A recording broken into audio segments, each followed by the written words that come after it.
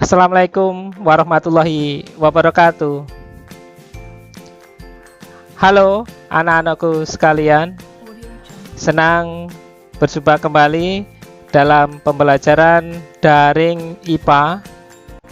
Semoga anak sekalian tetap dalam keadaan sehat, semangat dalam belajar, dan selalu menerapkan protokol kesehatan di masa pandemi COVID-19 ini. Anak sekalian, pada pembelajaran daring kali ini kita akan membahas mengenai usaha dan pesawat sederhana dalam kehidupan sehari-hari. Nah, bagian nanti yang kita pelajari adalah mengenai usaha dan daya, kemudian membahas mengenai pesawat sederhana, dan yang ketiga nanti adalah membahas prinsip kerja pesawat sederhana pada sistem gerak manusia. Tentunya masih dengan saya, Supedi Sartono, SSI. Baiklah, anak sekalian, kita akan langsung membahas mengenai usaha dan pesawat sederhana dalam kehidupan sehari-hari.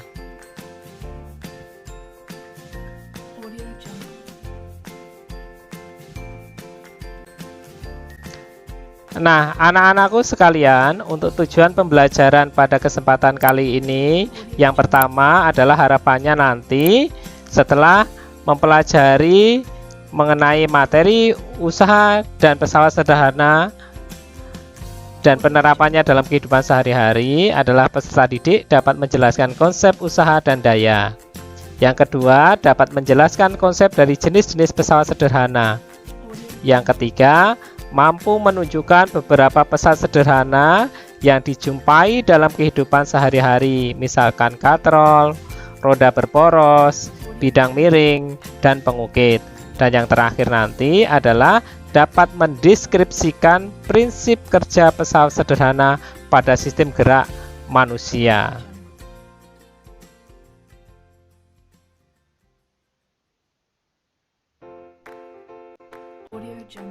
Nah, coba perhatikan anak sekalian, mengapa mobil jeep ini mampu menarik sebuah beban yang sangat berat? Gimana? Jawabannya? Iya, betul. Karena adanya usaha. Nah, terus apa yang Anda maksud dengan usaha kalau begitu? Nah, pada kesempatan kali ini kita akan membahas awal adalah apa itu definisi dari usaha.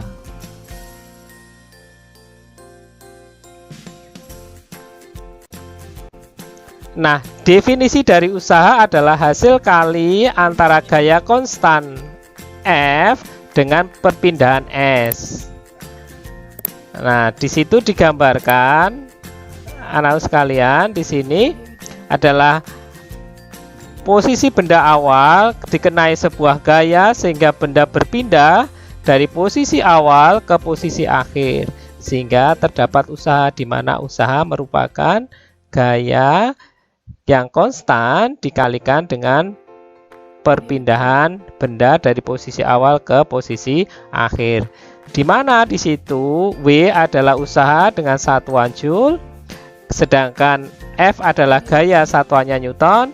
Kemudian S berupa perpindahan yang dilakukan satuannya meter. Jadi usaha bisa satuannya Newton meter atau sama dengan satuan Joule.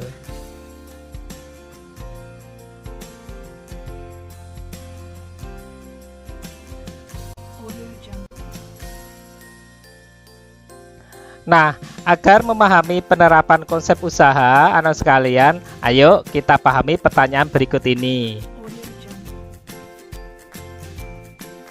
Iwan mendorong meja dengan gaya 200 Newton, sehingga meja bergerak sejauh 10 meter. Sedangkan Wawan juga mendorong meja yang lainnya yang mempunyai massa dan ukurannya yang sama dengan gaya sebesar 500 Newton, sehingga meja berpindah sejauh 40 meter. berapakah usaha yang dilakukan oleh Iwan dan Wawan? Nah, baiklah, kita akan klasifikasikan apa saja yang sudah diketahui dari pertanyaan itu.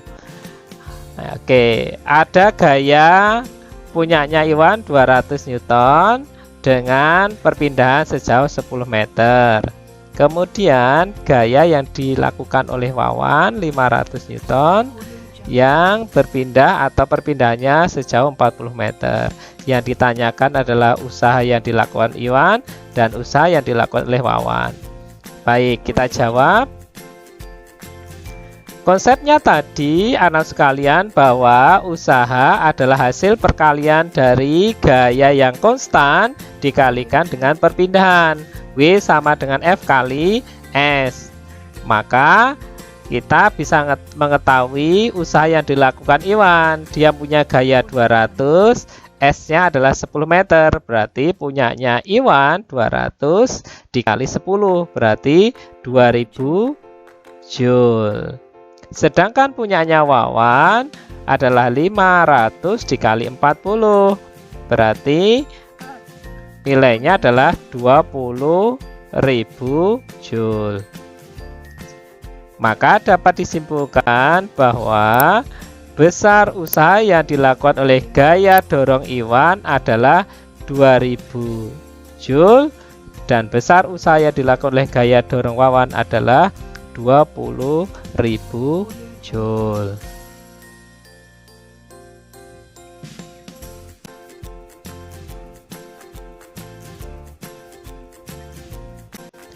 Baik, kita memasuki tentang daya. Apa itu definisi daya, anak sekalian? Daya adalah besar energi yang dipergunakan dalam setiap detik, sehingga dapat ditentukan dengan cara membagi besar usaha dalam selang waktunya. Sehingga kalau ditulis dalam persamaan matematikanya adalah P sama dengan W dibagi T. P adalah daya, satuannya watt. W adalah usaha, satuannya joule. T adalah waktu, satuannya sekon. Sehingga P sama dengan W per T usaha dibagi waktu. Oke, untuk memahami anak sekalian, kita akan penerapan dengan contoh soal. Nah, masih dengan Iwan tadi. Sekarang Iwan mendorong meja dengan usaha 2000 Joule dalam waktu 10 sekon. Sedangkan Wawan mendorong meja tersebut dengan usaha 20.000 Joule dalam waktu 20 sekon. Berapakah daya yang dikeluarkan oleh Iwan dan Wawan? Oke, kita klasifikasikan apa saja yang sudah diketahui. Ada usaha Iwan 2000 Joule dengan waktu 10 sekon. Usaha Wawan 20.000 Joule dengan waktu 20 sekon. Yang ditanyakan adalah daya di Iwan dan daya di Wawan. Baik, kita jawab. Tadi daya adalah usaha dibagi dengan waktu. Maka kita bisa mencari punyanya dayanya Iwan 2000 dibagi 10, maka 200 watt. Sedangkan daya yang dipunyai oleh Wawan 20.000 dibagi 20, berarti 1000 watt. Jadi besar daya yang dikeluarkan Iwan adalah 200 watt, sedangkan punyanya Wawan adalah 1000 watt. Mudahkan anak sekalian dalam memahami konsep usaha dan konsep daya. Baik, kita akan melanjutkan ke konsep tentang pesawat sederhana. Nah, pesawat sederhana itu apa? Anak sekalian pasti sudah mengetahui ya tentang pesawat sederhana pada saat di SD. Pesawat sederhana adalah alat yang digunakan untuk mempermudah pekerjaan manusia. Manusia siapa ya? Kita ini mempermudah. Yang biasa kita gunakan dalam kehidupan sehari-hari dinamakan pesawat sederhana. Pesawat sederhana ada berapa? Ada 4. Yang pertama ya, ada katrol. Katrol nanti ada 3, ada katrol tetap, katrol bebas, dan katrol majemuk. Kemudian ada roda berporos. Yang ketiga adalah bidang miring. Dan yang keempat nanti adalah pengungkit atau tuas, yang nanti ada 3 golongan. Ada golongan 1, golongan 2, dan golongan 3. Nah, kita nanti akan bahas satu persatu ya jenis pesawat sederhana ini yang ada dalam kehidupan kita sehari-hari. Nanti kita akan awali dengan katrol.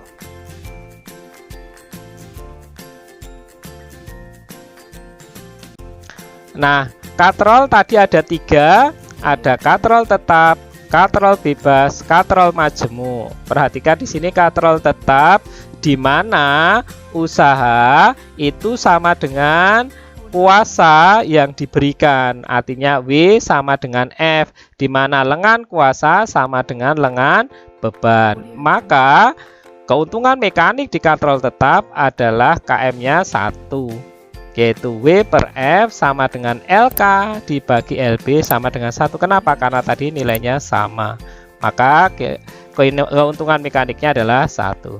Sedangkan di katrol bebas, perhatikan di sini ada titik tumpu, titik beban, titik kuasa, di mana gaya yang diberikan itu sama dengan setengah dari beban. Jadi W sama dengan setengah W atau bebannya.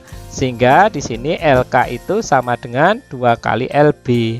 Nah, di sini lihat LK-nya 2 kali LB. Sehingga keuntungan mekanik di katrol bebas adalah KM-nya sama dengan 2, yaitu W beban dibagi gaya atau lengan kuasa dibagi lengan beban sama dengan 2.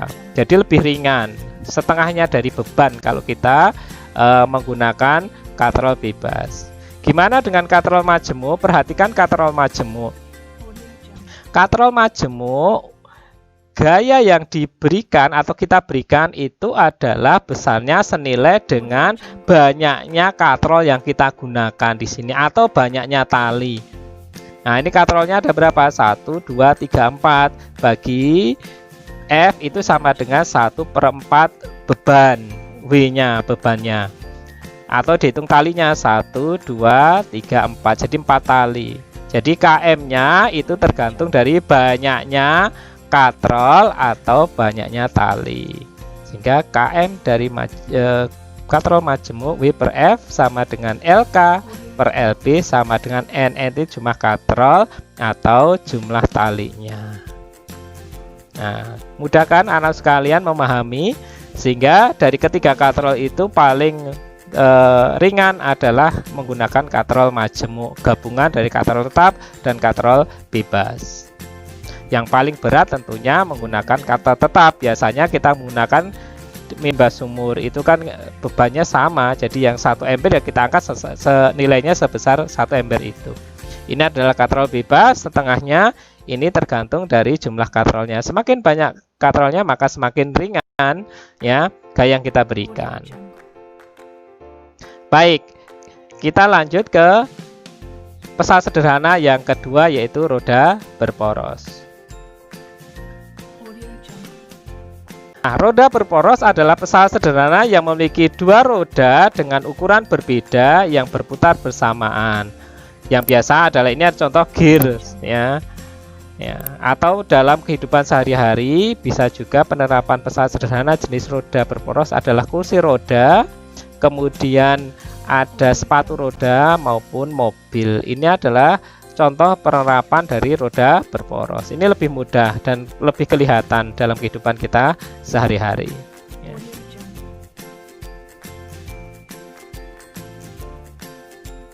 Tiga, bidang miring.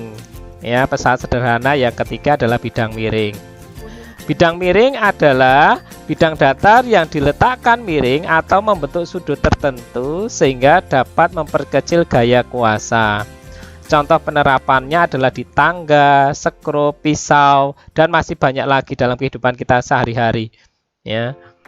Nah, secara matematis bidang miring dapat dirumuskan W kali H. W itu adalah beban dikalikan tinggi bidang sama dengan gaya kali panjang lintasan atau panjang papannya. Ya, di sini panjang papannya di sana, lintasannya. Jadi W kali H sama dengan F kali S. W beban hanya tinggi, F-nya gaya kuasa, S panjang bidang miring. Sehingga kita dapat menentukan keuntungan mekanis dari bidang miring. Km sama dengan W per F atau sama dengan panjang bidang miringnya dibagi dengan ketinggian. Ya. Nah, sebenarnya biasanya lebih ringan. Tetapi tentunya kalau dalam kehidupan sehari-hari, kalau kita lihat di pegunungan pasti jalannya berkelok-kelok untuk memperkecil gaya, tetapi pasti ada kelemahan apa? Waktunya semakin lama. Ini adalah penerapan bidang miring dalam kehidupan sehari-hari di samping alat-alat ini. Nah, yang terakhir untuk pesawat sederhana adalah tuas atau pengungkit. Nah, pengungkit, nah, tadi ada 3 golongan. Yang pertama, ya, golongan pertama, lihat ini anak sekalian, ya, di mana titik tumpunya adalah terletak di tengah. Jadi kuasa tumpu beban atau beban tumpu kuasa, atau biasa disingkat dengan BTK atau KTB. Artinya T-nya selalu di tengah, ya, titik tumpunya menjadi tengah. Contohnya di sini ada gunting, tang, dan sebagainya di sini, ya. Contoh-contoh alat-alat dalam kehidupan kita sehari-hari. Nah, gimana dengan tuas golongan yang kedua? Bedanya apa? Perhatikan, ya.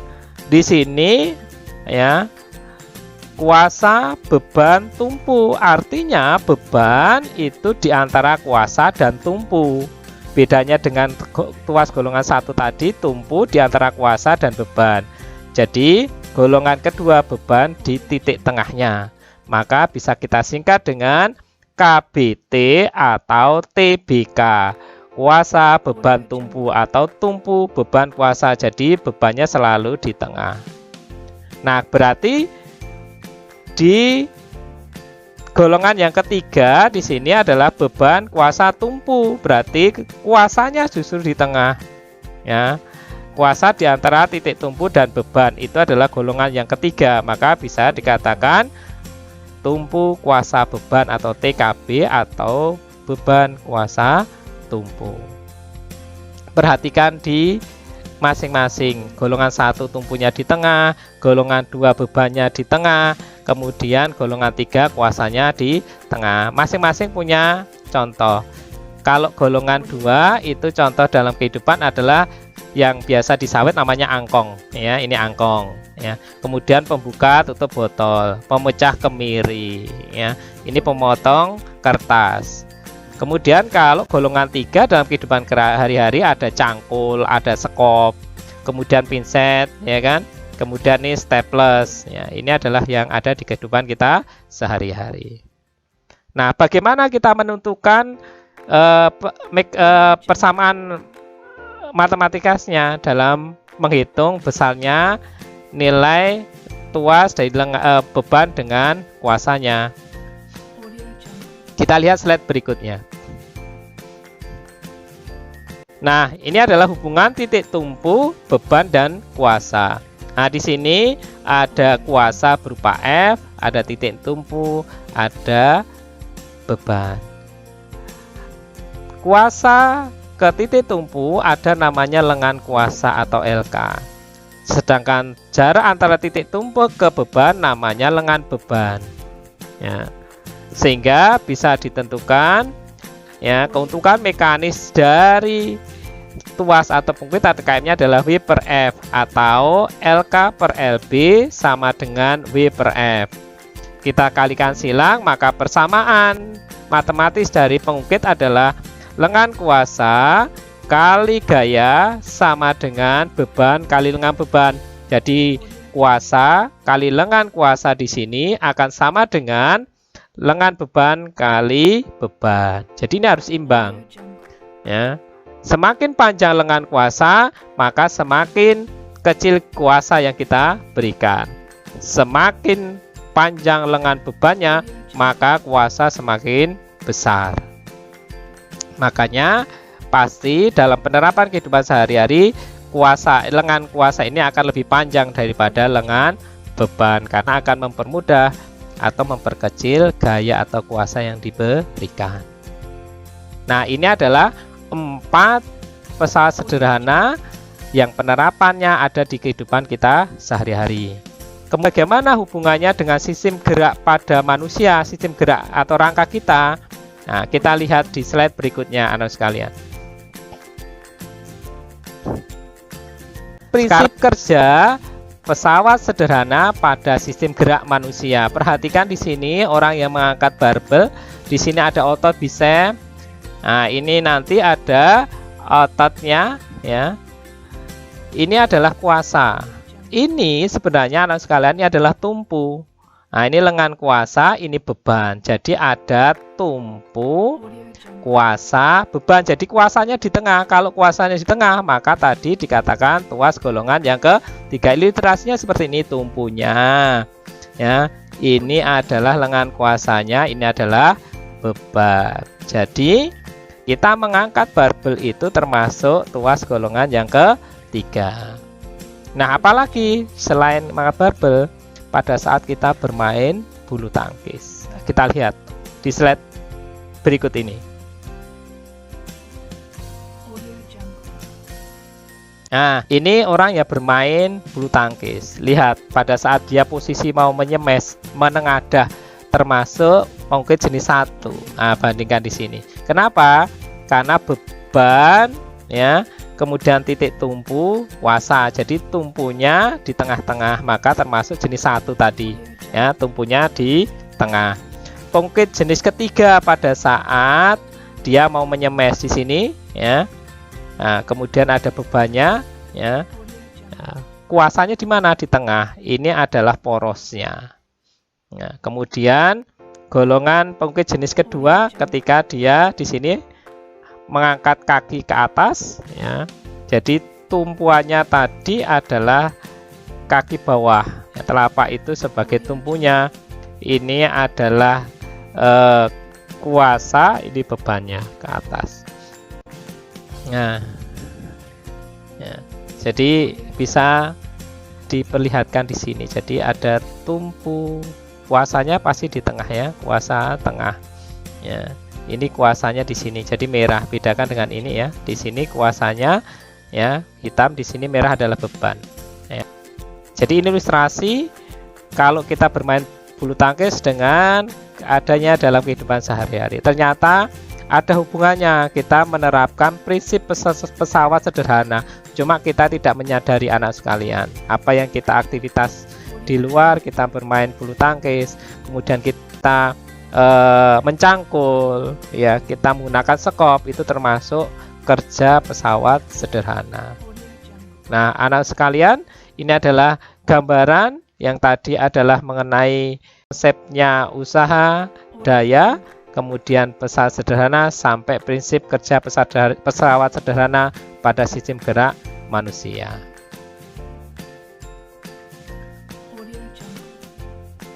Nah, akhirnya anak sekalian, ya, kita sudah memaparkan materi mengenai usaha, kemudian daya, kemudian pesawat sederhana, dan konsepnya dalam kehidupan sehari-hari, kemudian juga berkenaan dengan sistem gerak pada manusia. Ya. Untuk contoh soalnya, nanti kita akan bisa lihat atau kita sambung pada pertemuan berikutnya. Pada kesempatan kali ini, saya hanya memberikan konsepnya dulu, bagaimana kita memahami penerapan pesawat sederhana dalam kehidupan kita sehari-hari. Mudah-mudahan pertemuan ini bermanfaat bagi anak sekalian untuk menambah wawasan di rumah, belajar di rumah dengan semangat, dengan tambahan ilmu dari video pembelajaran ini. Tentunya tetap harus mencari referensi yang lain. Pesan Bapak tentunya di akhir pembelajaran adalah belajar memang tidak lantas membuat kita langsung sukses, anak-anak sekalian. Namun, kebanyakan orang sukses adalah pembelajar sejati. Terima kasih atas pertemuan kali ini.